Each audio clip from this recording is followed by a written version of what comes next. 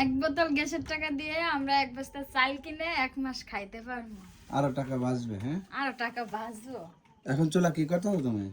চুলা এখন মুছতাছি, যেটুক মুছার দরকার সকালে ধুয়ে পাইলা কার্টুনে বইরা রাখবো বলে সবকিছু খুললা এই যে এগুলা ধুইতে হইব। এই খুলে চুলা খুলে রেখে দেবো টাকা। হ্যাঁ, গ্যাসের যে দাম, এত টাকা দিয়ে গ্যাস কিনতে পারবো না গো।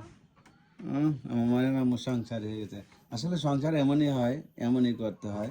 যেটা দেখা যাচ্ছে টাকা বেশি দাম বেশি সেটা তখন নিলাম না, কারণ আমাদের মাটির চুলা আছে তো না।